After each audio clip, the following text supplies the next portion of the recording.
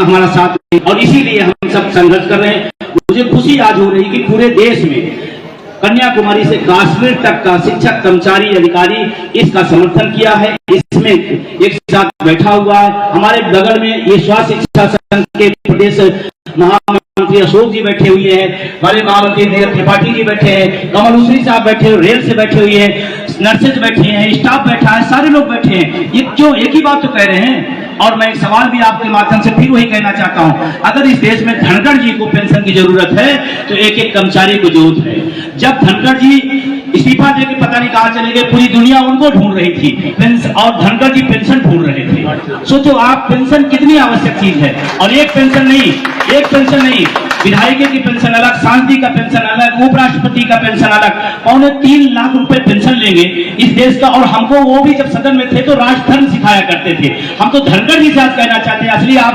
राष्ट्रभक्त हैं तो अपनी पेंशन छोड़िए, तब आप राष्ट्रभक्ति का प्रमाण पत्र हमसे मांगिएगा। शिक्षक से बड़ा राष्ट्रभक्त कौन है?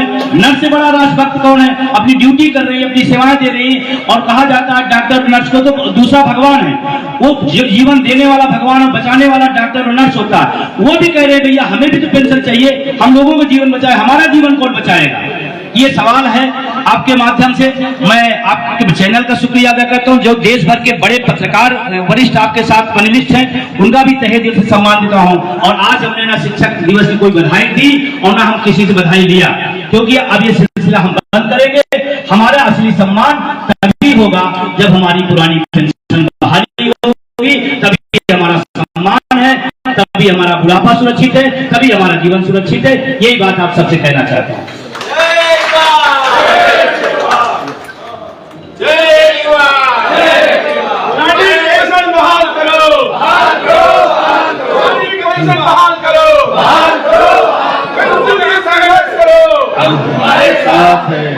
संघर्ष करो, हम तुम्हारे साथ हैं। सारी एकता जिंदाबाद, जिंदाबाद, जिंदाबाद, सारी एकता जिंदाबाद, जिंदाबाद, जिंदाबाद।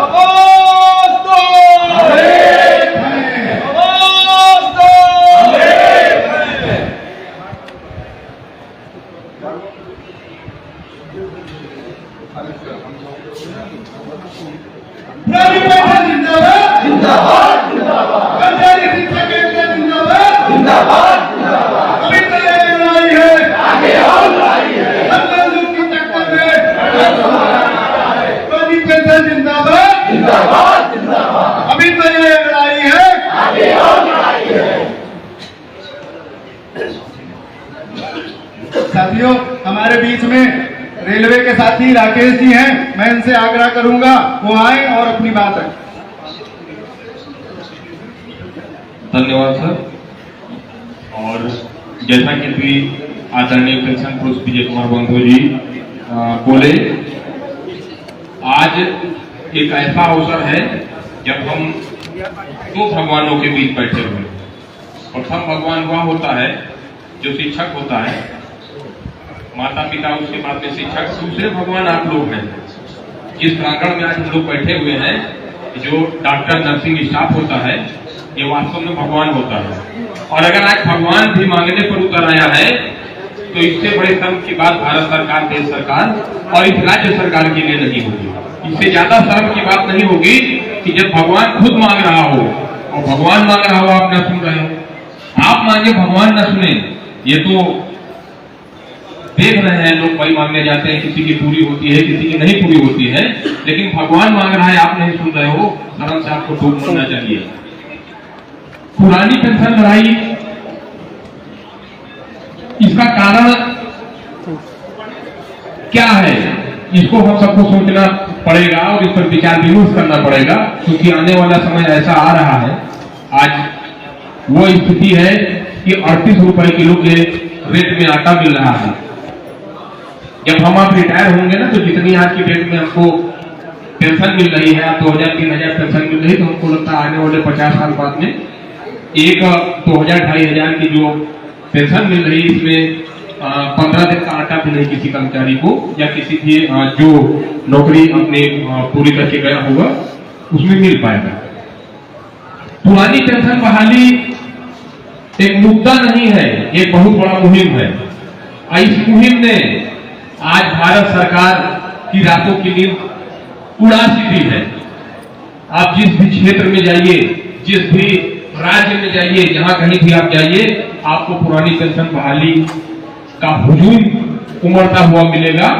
आदरणीय विजय कुमार बंधु जी के नेतृत्व में आज भारत देश के अंदर हर एक विभाग, हर एक डिपार्टमेंट, चाहे वो रेल हो, भेल हो, तेल हो, LIC हो, कोल हो, टीचर हो, चाहे सिंचाई विभाग हो, चाहे राज्य के संगठन हो, सब लामबंद है।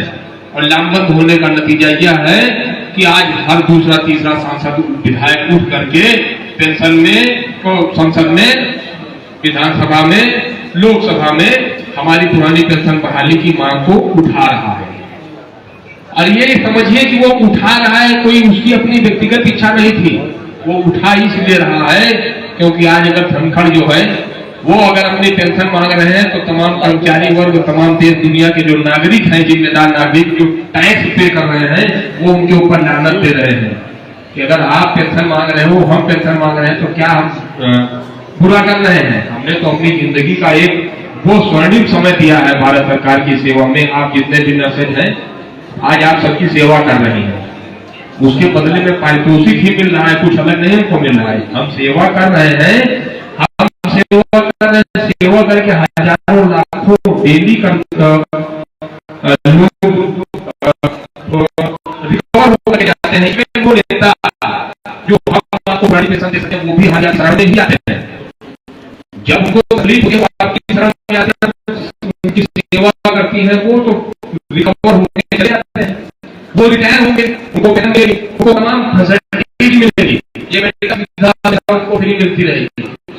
आप जब तक उनकी अंतिम सांस वेंटिलेटर जब तक चलेगा, तब तक आप उनकी सेवा कीजिएगा। जितना रिटायर हो जाइएगा, आपको कोई सेवा करने वाला होगा? सोचिएगा, क्या कोई सेवा करने वाला होगा? नहीं होगा। कारण ये है कि आप अगर पेंशन नहीं पा रहे होंगे, जब आप 1,50,000, 70,000, 80,000 का वो पेंशन नहीं आ रहा होगा, आपकी सेवा करने वाला कोई नहीं होगा। और यकीन मानिए, ये देश और ये समाज दिशा में जा रहा है। अगर किसी पेड़ से फल नहीं मिलता है तो उस पेड़ की रखवाली करने वाला कोई होगा है। उस पेड़, वो पेड़ अपनी जगह बड़ा होगा, वो आते जाते रहेंगे, जब तक वो पेड़ फल देगा तब तक लोग उसकी सेवा करते रहेंगे, उसको पानी देते रहेंगे, उसको पहुंचाते रहेंगे। जब तक आपके पास में अगर पेंशन बहाल हो जाती है और अंतिम सांस अगर आप 50,000, 60,000, 70,000, 1 लाख रुपए अगर आप पाते रहेंगे, तो आपकी आने वाली पीढ़ियां, आपकी औलादें आपको काजू बादाम खिला करके जिंदा रखेंगी। और जिंदा रखेंगी जैसे ही आप जो है नर्सिंग भाषा में बोला जाए, जैसे ही आपका अगर वो ऑक्सीजन लेवल गिरेगा ना, घर पर एक ऑक्सीजन सिलेंडर तुरंत आ जाएगा। और मैं देखा हूं, ऑक्सीजन सिलेंडर घर पर रहेगा, तुरंत मास्क लगा दिया जाएगा, आपका O2 लेवल तुरंत जो है मेंटेन कर दिया जाएगा। जब तो आपको खांसी, जुकाम, कुछ भी कोई भी दिक्कत आएगी, क्योंकि आप 70,000 रुपए दे रहे हैं, तत्काल आपको उठा करके ले जा करके हॉस्पिटलाइज कर दिया जाएगा। महीना 15 दिन में आप रिकवर होकर के वापस ले आ जाते हैं। यानी वो गाड़ी जो हो सकता है आज हो जाए, कल ठप हो जाए, वो बराबर करते हुए उसको आगे बढ़ाया जाएगा। लेकिन अगर आपको 2,500 वही डिफाइन करेंगे तो यकीन मानिए आपको हम जैसे होगी नहीं सोचेंगे कि आज जाओ कल जाओ फुर्सत मिले। क्यों? शुरुआत मैंने की 38 रुपए की आटा से, उस दौरान 38 रुपए का किलो आटा 30 रुपए का आटा होगा। आपका बच्चा जो खुद के लिए नहीं कमा रहा है, जो खुद का पेट नहीं पाल पा रहा है, जो खुद का परिवार नहीं पाल पा रहा है, वो आप उसके ऊपर बोझ होंगे। तो विजय कुमार बंधु जी के नेतृत्व में, के नेतृत्व में Indian railway employees federation, railway में और जितने भी रेल कर्मचारी वर्ग हैं, हम पूरी शिद्दत के साथ में आपके पीछे लगे हुए हैं, आपके साथ लगे हुए हैं। हर एक कार्यक्रम, हर वो तरीका जिस तरीके से हम भारत सरकार को झुकाएंगे, आइए कसम खाते हैं हम उसको अपनाएंगे। और वह तरीका जिस तरीके से हम भारत सरकार को झुका करके पुरानी पेंशन बहाल करा लेंगे, आइए कसम खाते हैं हर उस तरीके को हम आजमाएंगे। और हर उस कदम से कदम मिलाकर के विजय कुमार बंधु के हर कदम से कदम मिलाकर के OPS के हम चलेंगे। और पुरानी पेंशन बहाली कितनी दूरी बची है? पुरानी पेंशन बहाली का जो मार्ग है कितना बचा है? कोई बता सकता है? 2014 के आसपास से हो गया। कितना बचा है रास्ता, इतना ऊपर बचा है ना।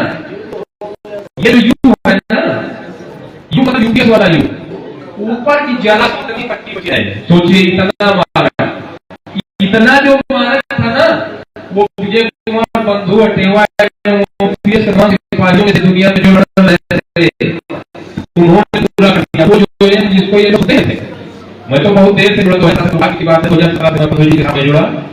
2017 से पहले कोई सुनने वाला नहीं था। 2017 के बाद में जब यह मूवमेंट एक बहुत विशालकाय मूवमेंट बनने लगा, आज तमाम राज्यों में पेंशन बहाल हुई, तमाम राज्यों में सरकारें गई। अब वो जयराम ठाकुर जैसे मुख्यमंत्री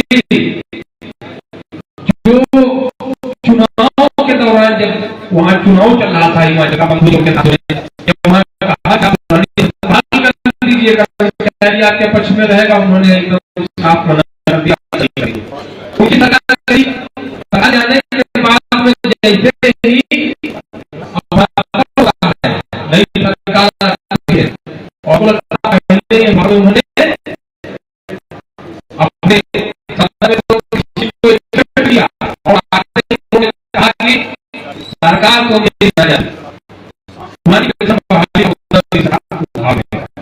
पढ़े लिखे हैं, आप ये कहिए आप केवल अपने लिए लड़ रहे हैं, बिल्कुल नहीं। ये अगर ये कहा कि हम अपने लिए लड़ रहे हैं तो ये भूल है उसकी।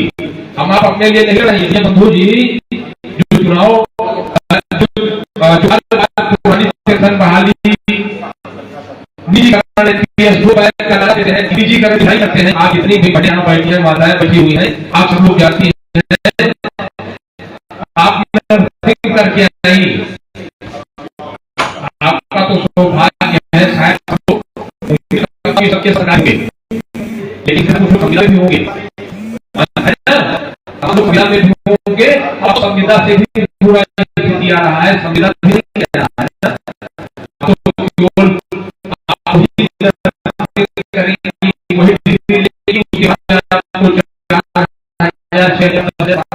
आपको दिखना पड़ा, तो क्या परिवार को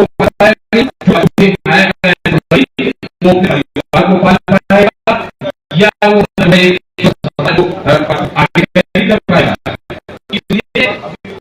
निजीकरण है।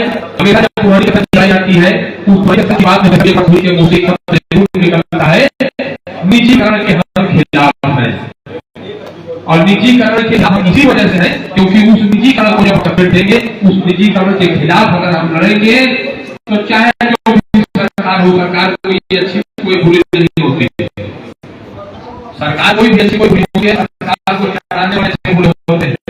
कोई ऐसा होता है जो सोच लेता है उसको ये करना नहीं करना है, कोई ये होता है जो सोचता है नहीं ये अच्छी चीज है इसको इम्प्लीमेंट करना चाहिए, कोई ऐसा भी होता है जो हम जो भी प्रबुद्ध वर्ग है उनको बुला करके उनकी समस्याएं सुनता है।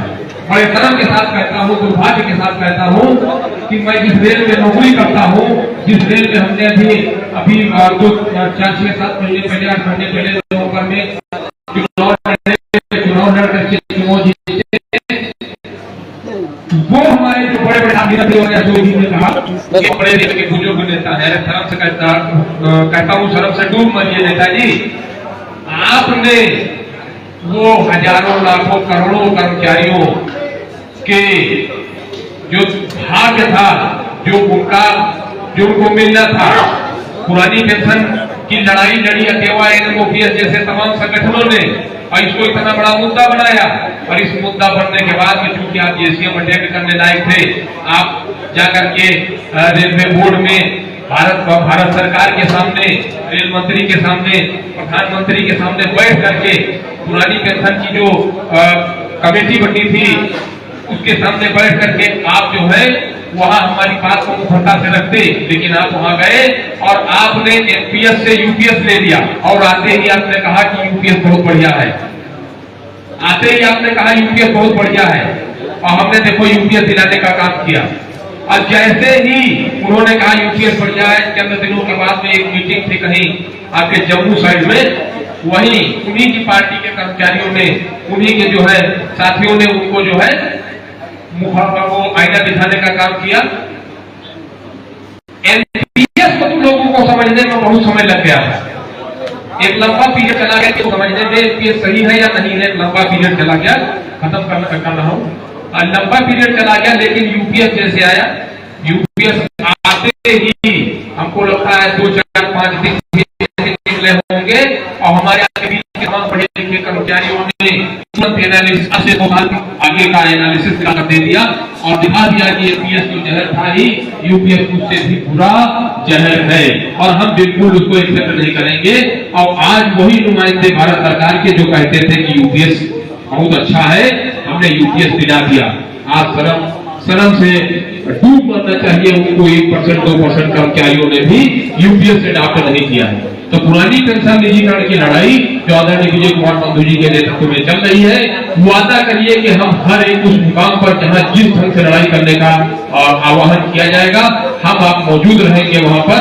एनी रेलवे में कांग्रेस की तरफ से, इंडियन रेलवे एम्प्लॉय फेडरेशन की तरफ से हम ये वादा करते हैं, रेल कर्मचारियों को लामबंद रखने का, सत्ता परिवर्तन का नंबर आएगा, सत्ता परिवर्तन करेंगे। बंधु जी के पीछे अगर खड़े होकर के अगर लाठी खाने का नंबर आएगा तो हम उनके आगे आकर के ठाल बन करके लाठी खाने का काम करेंगे। लेकिन जब तक पुरानी पेंशन बहाल नहीं हो जाएगी तब तक हम लामबंद रहेंगे और इस मुद्दे को जीवित ही नहीं, इस मुद्दे को ऐसा मुद्दा बना देंगे कि सरकारें ताही मांगेंगी, सरकारों को झुकना होगा और सरकारें नहीं झुकेंगी। तो अभी तो सरकार नगड़ी है, अभी तो हमने केवल सरकार को लंगड़ा किया है और आने वाले समय में हम कुर्सी के उनके जो पावे हैं उनको तोड़ने का भी काम करेंगे। एनी रेलवे में कांग्रेस जिंदाबाद, ओपीएस जिंदाबाद, विजय कुमार बंधु जिंदाबाद। पुरानी पेंशन बहाल करो, पुरानी पेंशन बहाल करो। एनपीएस निजीकरण गो बैक, एनपीएस निजीकरण गो बैक। जय युवा, जय युवा। बहुत धन्यवाद राकेश जी। और मैं एक बार पुनः बंधु जी की उपस्थिति में बलरामपुर हॉस्पिटल और यहाँ जितने भी हमारे नर्सिंग के साथी हैं, मैं आपका आभार प्रकट करता हूँ।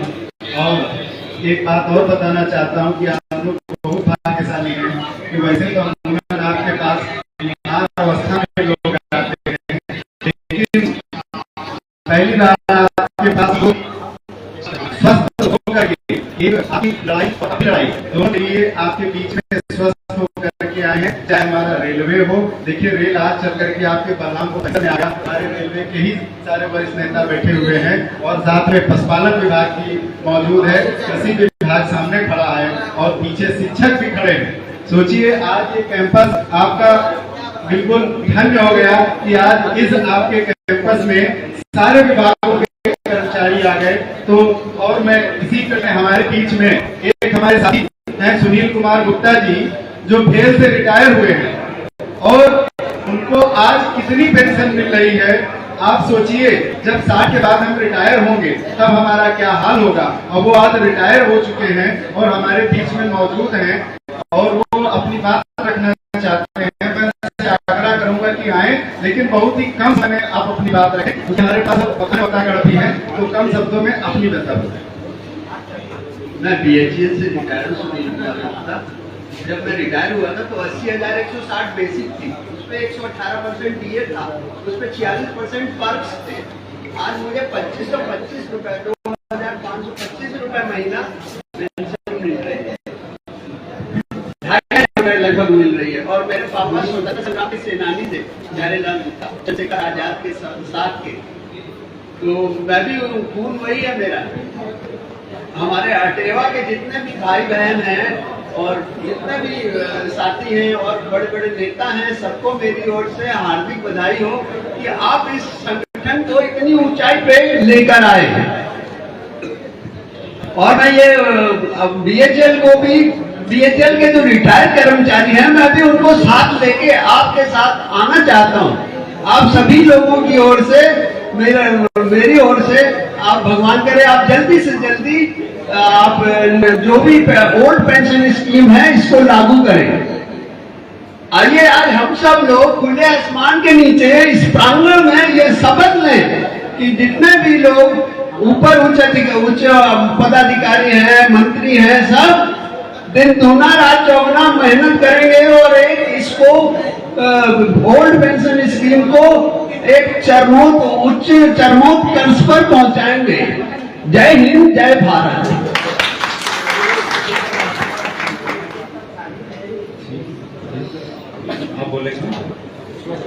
बहुत बहुत धन्यवाद साथियों। मैं अभी आपके बीच में हमारे सुनील कुमार गुप्ता जी को मैं लेकर के आया सिर्फ इसलिए कि सुनील कुमार गुप्ता जी 2017 में रिटायर हुए। उन्होंने आपको बताया कि उनकी 2500 रुपए पेंशन है। सोचिए एनपीएस में ही इससे कम पेंशन हमको आपको मिलेगी। किसी की 700, किसी की 800, किसी की 1200। और मैं आपके सामने एक लौता कर्मचारी हूँ, मुझे तो 1 रुपए भी नहीं मिले क्योंकि मेरा कुछ नहीं है। और यही बात है कि सोचिए 7 साल बाद क्या हाल होगा अपना जब हम रिटायर होंगे। तो इसी कड़ी में हमारे बीच में बंधु जी चाहते हैं, उनको कहीं पर जाना है, उनकी कहीं पर ड्यूटी लगी है, तो मैं उनसे आग्रह करूंगा कि वो आए और अपने विचार व्यक्त करें। आदरणीय बहुत धन्यवाद महोदय। अभी जब से आपसे बात है तो मैं लेट हुआ इसलिए क्षमा चाहता हूँ। आज जुलूस निकल रहा है। मैं पहले नकाबगंज से, फिर पुड़ियागंज से, फिर इधर आपका जो गला मंडी है इधर से 3-4 बार ये पूरा जाम था। फिर मैं भाग के गया उधर से, घूमते घूमते घूमते तब इधर आया, इसलिए लेट हो गया। बीच में लाइव चल रहा डिबेट भी बड़ा चैनल है, तो सर सामने लाइव हो जाएगा, सब लोग आ जाएंगे तो ठीक है। तो जो बातें थी मैंने आपकी बानी कह दिया। बस 2 निवेदन था क्योंकि अभी मुख्यमंत्री जी बुलाए हैं, बुलाओ 2 बजे मुख्यमंत्री जी बुलाए हैं।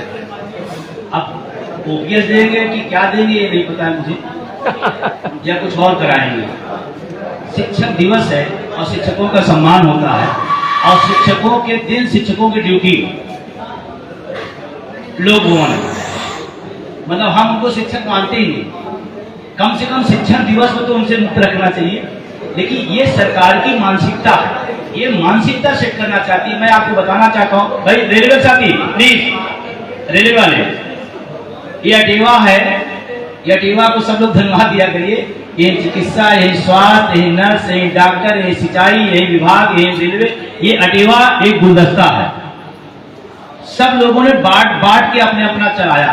अटेवा ने सबको जोड़ के इकट्ठा करके इस लड़ाई को लड़ा। अच्छा काम है, नहीं बुरा काम। हमने सबको जोड़ा, एक विभाग को जोड़ा, एक लोगों को जोड़ा। तो अभी 2 बजे से हमें लोक भवन पहुंचना, और इस समय आपको लगता है 2 बजने वाले हैं, है ना? तो लोक भवन जाना है, तो इसलिए हमने अपनी बात रख दें। तो मेरा निवेदन सभी से ही है कि लड़ाई चल रही है, आगे बढ़ रही है, इसमें आप पूरी तरह साथ दीजिए। देखिए, आपकी लड़ाई आपको ही लड़ना पड़ेगा। आप इंतजार करें कोई और आएगा, कोई कर देगा, ऐसा नहीं होगा। आपकी लड़ाई आपको लड़ना। और मजेदार सोचे, बताइए, आपको तो ओपीएस में है, बहुत सारे ऐसे साथी हैं जो ओपीएस में है, फिर भी हमारी लड़ाई में साथ खड़े हुए हैं। जो जिनका दर्द है उनको तो 10 गुना ज्यादा खड़ा होना चाहिए। तो मैं चिकित्सा स्वास्थ्य महासंघ के प्रदेश महासचिव बड़े भाई अशोक जी का और उनकी पूरी टीम का तहे दिल से आज के दिन मैं शुक्रिया अदा करता हूं कि अपने कैंपस में उन्होंने इस उपवास के कार्यक्रम रखा। हाँ, लेकिन एक सार्थक रहा कि उपवास आज पूरे देश में चला गया, बलरामपुर का पूरे देश में आप गए, और इसीलिए हमने उधर भी कर दिया कि जैसे उधर के भी चेहरे जो है पूरे देश में जाए। हमारे बीच में सत्येंद्र जी भी आ गए हैं, उनका भी धन्यवाद है। जो भी हमारी टीम के साथी हैं सबका शुक्रिया। 2 बात करके मैं थोड़ा निकलूंगा। पुरानी पेंशन हमारे लिए जीवन मरण का प्रश्न है। आज हमें वेतन मिल रहा है, हमारा काम चल रहा है, लेकिन जब पेंशन हमें ओपीएस नहीं मिलेगी, 1200-1500 जैसे अभी हमारे बाबू जी ने बहुत अच्छी बात बताई कि 2500 रुपए। आप कल्पना करो, बिजली का बिल भी नहीं, नगर निगम जो टैक्स, हाउस टैक्स लगा वो भी नहीं है। आप समझ सकते हैं फिर क्या होगा। और महंगाई बढ़ती है। एनपीएस के तहत आप 1200, 1500, 1800, 2500 रुपए दोगे, कैसे काम चलेगा। और धनखड़ जी का उदाहरण हमने आपके सामने रखा। हमने यूनियन से कह दिया कि पूरी दुनिया धनखड़ ढूंढ रहे, धनखड़ जी क्या ढूंढ रहे थे? पेंशन ढूंढ रहे थे। और एक वाली नहीं, 2 ले रहे थे, 1 मान रहे थे। और मजे की बात है कि उन्होंने प्रत्यावेदन दिया, वो स्वीकार हो गया। मतलब आज प्रत्यावेदन और कल स्वीकार हो गया। और 1 करोड़ से ज्यादा शिक्षक कर्मचारी पूरे देश का 12-15 साल से चिल्ला कर हमें ओपीएस दो, हमें ओपीएस दो, इस सरकार में जोड़ी गई है।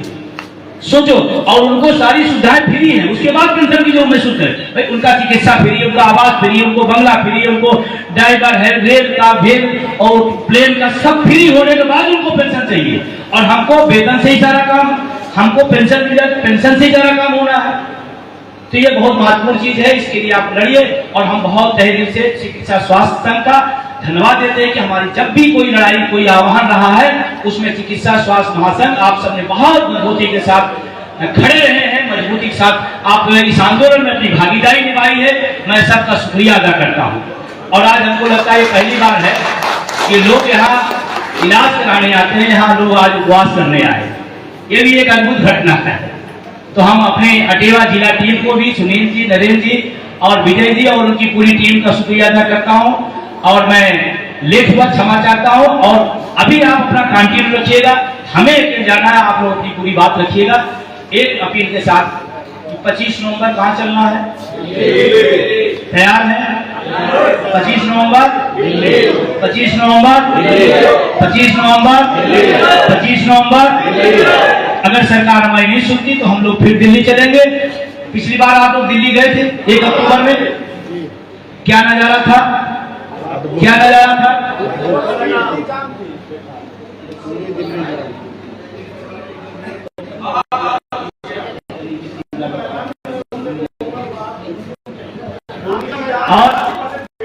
और जैसा आपने देखा, इसके पहले कभी देखा था आपने?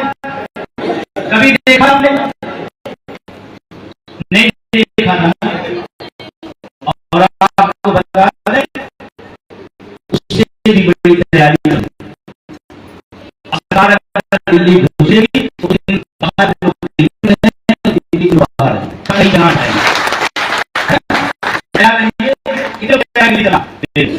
और ध्यान रखना, ऐसे हिसाब से रखा गया कि 23 नवंबर को छुट्टी है, 24 नवंबर को छुट्टी है, 25 को खुला है, छुट्टी लेनी पड़ेगी। इसलिए 2 दिन रखा गया कि 2 दिन छुट्टी रहेगी, अपने परिवार के साथ चलिए, घुमाइए, परिवार को दिखाई, परिवार का अच्छा आंदोलन है। कम से कम अपने साथ अपनी पत्नी को, अपनी बहनें अपने पति को लेके जाएंगे तो उनको लगेगा यार आंदोलन ठीक। 2 दिन उनको घुमाइए, 1 दिन अपने रहेगी उनको घुमाइए, है ना? तो इसी, हाँ, इसीलिए मैं पहले से 2 दिन पहले कह रहा हूँ, 2 दिन पहले जाना रहेगा। और निजी घर का भूत आप ही रहे, यहाँ से ज्यादा 10%, 20%, 30% पे आ जा रहे हैं लोग, आउटसोर्सिंग संविदा को होता जा रहा है नहीं हो रहा। और ये भारत के नौजवानों के साथ, भारत के इस देश के साथ अन्याय है, शोषण है।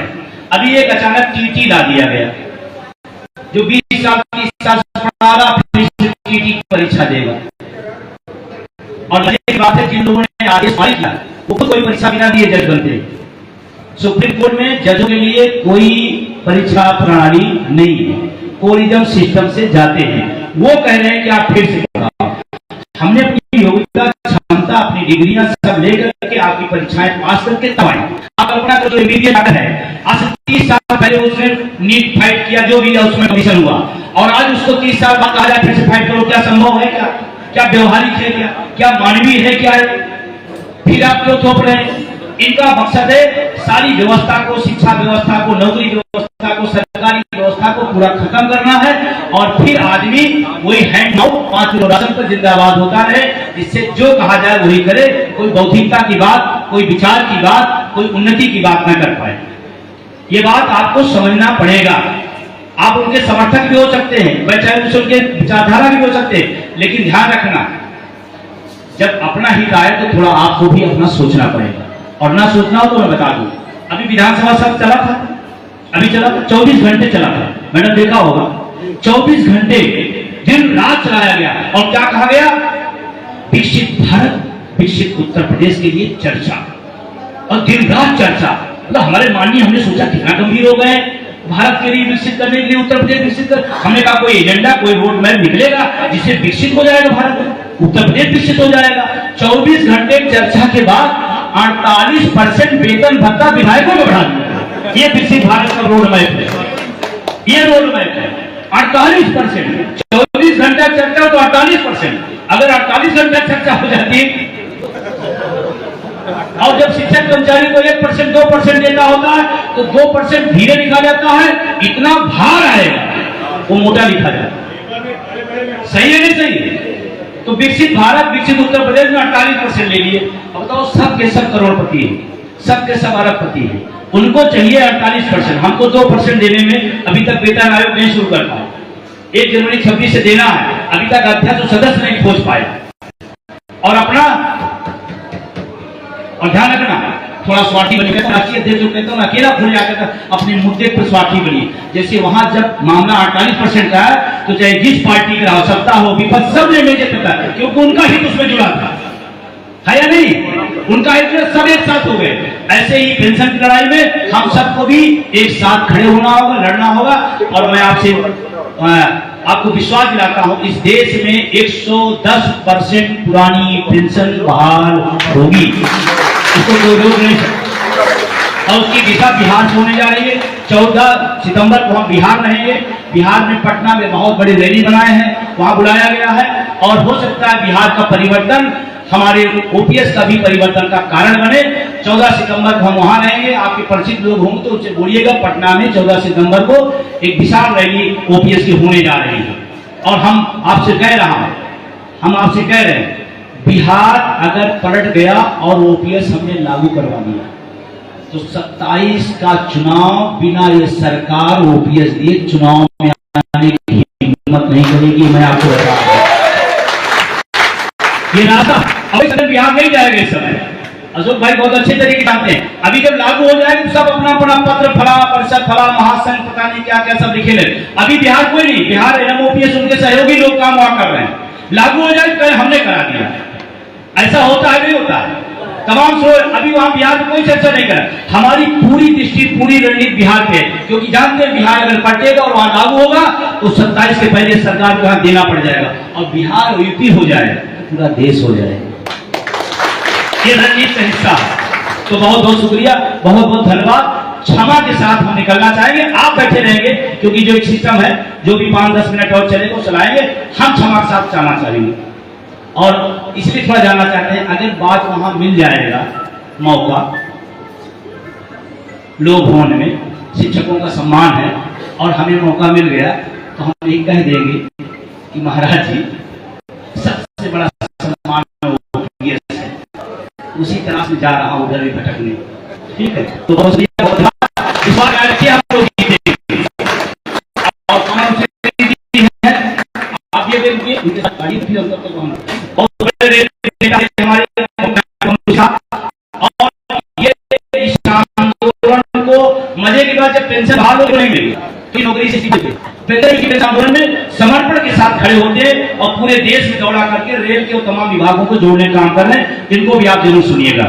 धन्यवाद, बहुत बहुत धन्यवाद आदरणीय अध्यक्ष जी। जैसा बंधु जी का अभी मुझे निर्देश मिला है, एक बार जोरदार ताली आप लोग खड़े होकर लगा दीजिएगा। हमारे बीच में रजत प्रहरी जी हैं, प्रदेश के संगठन मंत्री अटेवा हैं, इनका जन्मदिन है। हैप्पी बर्थडे रजत भाई।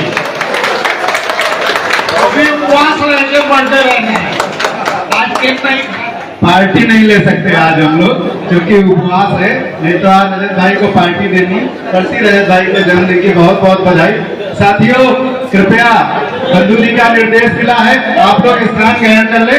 बस मुश्किल से 15 मिनट आपको और रुकना होगा, आ जाए। बस हमारे बीच में हमारे रेलवे के साथी हैं और पशुपालन विभाग के साथी हैं, सिंचाई विभाग के साथी हैं और हमारे साथ अटेवा के साथी हैं। बस सबको मैं एक मिनट का मौका दूंगा और एक मिनट में वो अपनी बात रखेंगे ताकि हम अतिशीघ्र मुश्किल से 15 मिनट में अपनी बात सभी लोग समाप्त करेंगे। ऐसा मुझे आपके आदरणीय महासचिव जी अशोक जी का भी निर्देश मिला है। तो मैं इसी क्रम में अनुरोध करूंगा, पशुपालन विभाग से हमारे साथी हैं राव साहब, और अपनी विचार व्यक्त करें। राव साहब,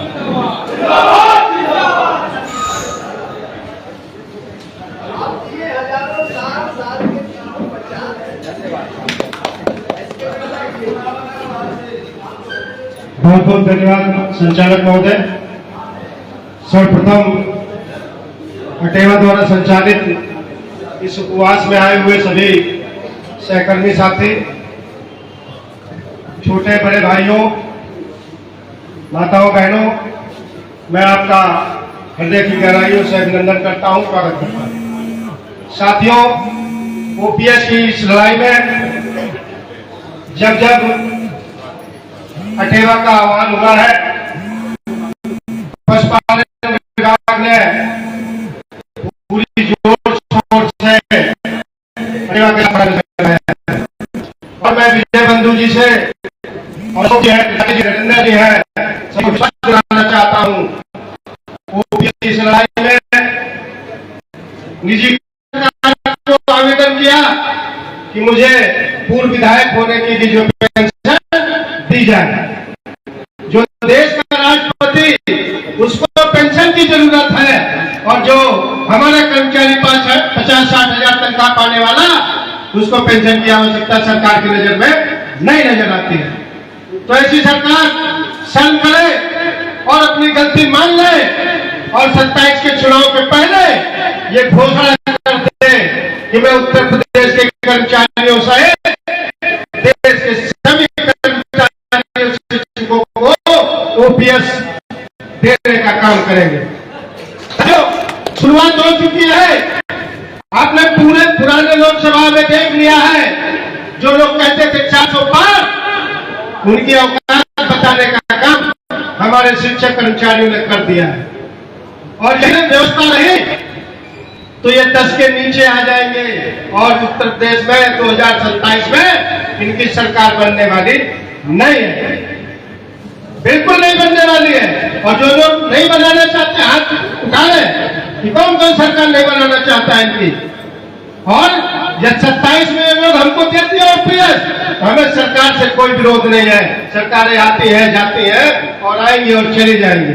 मैं बहुत लंबा नहीं खींचूंगा, अपने साथियों का अभिवादन करते हुए अपनी बात खत्म करूंगा। जय टेवा, जय युवा, जय टेवा, जय हिंद, जय भारत।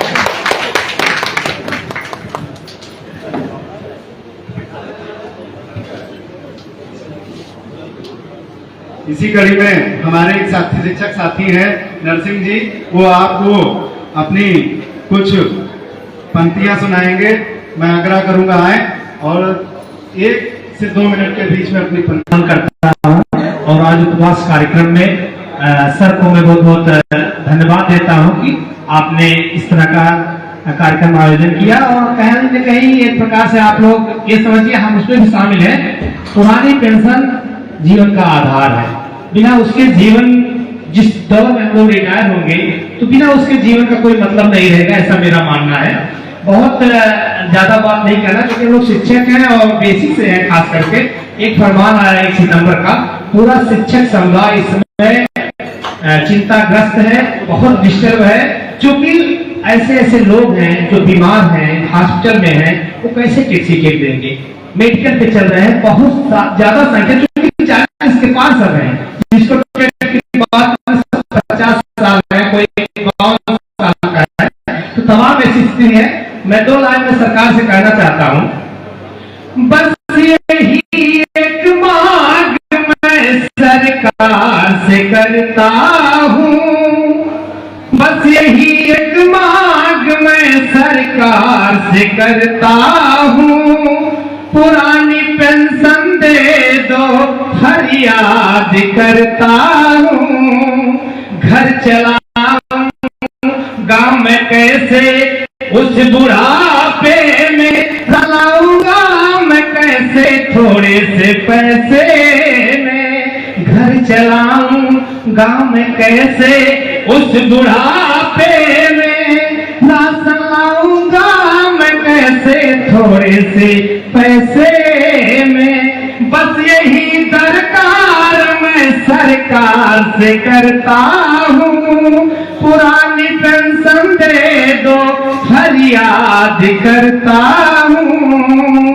साथियों, इतना ही सरकार से कहता है कि हम लोगों का जो अधिकार है पुरानी पेंशन को आप बहाल करें। आज शिक्षक दिवस है और सारे शिक्षक को सम्मान दिया जा रहा है, लेकिन शिक्षक उस बुढ़ापे को लेकर चिंतित दौर से गुजर रहा है। मैं सरकार से फरियाद करता हूं, माननीय प्रधानमंत्री जी, आप जल्द से जल्द हम लोग को पेंशन दें। सारे लोग आपको आपको हाथों हाथ लेंगे, आपका प्रशंसा करेंगे, पूरे देश में जश्न मनाया जाएगा। इससे ज्यादा कुछ नहीं हम शिक्षक कर्मचारियों के लिए हो सकता है। बहुत बहुत धन्यवाद, साधुवाद। बहुत धन्यवाद नरसिंह जी। इसी कड़ी में हमारे बीच में कुछ साथीगण हैं, मैं इनसे सिर्फ एक अनुरोध करूंगा कि सिर्फ एक मिनट में अपनी बात रखेंगे। हमारे बीच में हमारे संगठन मंत्री रजत जी हैं, आज हम उनसे पार्टी नहीं ले सकते, आप लोग चाहें तो किसी और दिन जरूर लीजिएगा, और मैं उनको जन्मदिन की बधाई देता हूँ। 1 मिनट में अपनी बात समाप्त करें। बहुत बहुत धन्यवाद आदरणीय राजेश जी, संचालक महोदय, और सबसे बड़ा धन्यवाद मैं आदरणीय बड़े भैया अशोक जी को दूंगा, जिन्होंने इस उपवास के कार्यक्रम का आयोजन अपने यहाँ कराया है, और हमेशा चाहे कोई आंदोलन हो हमेशा बढ़ चढ़ कर साथ देते हैं। और आप सभी लोगों का मैं स्वागत अभिनंदन करता हूँ कि आज इस उपवास दिवस के अवसर पर बिना खाए यहाँ बैठे हुए हैं, इसलिए बधाई के पास है। अभी बहुत सारे वक्ताओं ने तमाम बातें कही हैं, और मेरा भी वही कहना है कि रख हौसला वो मंजर भी आएगा, प्यासे के पास चलकर समंदर भी आएगा। रख हौसला वो मंजर भी आएगा, प्यासे के पास चलकर समंदर भी आएगा, और मंजिल भी मिलेगी और मिलने का मजा भी आएगा साथियों। इसलिए हमें बस एक बार हम लोग जोरदार नारा लगा के मैं अपनी बात खत्म करूंगा, क्योंकि सारी बातें लगभग हो चुकी है, वक्त भी हो चुका है। जय युवा, जय युवा, जय युवा। शिक्षक कर्मचारी एकता जिंदाबाद, जिंदाबाद, जिंदाबाद। शिक्षक कर्मचारी एकता जिंदाबाद, जिंदाबाद, जिंदाबाद। बहुत धन्यवाद। इसी कड़ी में मैं बहुत औपचारिकता नहीं करूंगा, हमारे बीच में हमारे प्रदेश कोषाध्यक्ष मौर्य जी हैं, मैं थोड़ा अनुरोध करूंगा अपने विचार। धन्यवाद राजेश भैया। सम्मानित मंच, हमारे सम्मुख उपस्थित पेंशन की लड़ाई में हर कदम अपना योगदान सहयोग देने वाले हमारे मातृशक्तियां और भाइयों, शिक्षक दिवस के दिन शिक्षक उपवास पर, इससे बुरा इस सरकार के लिए कुछ नहीं हो सकता।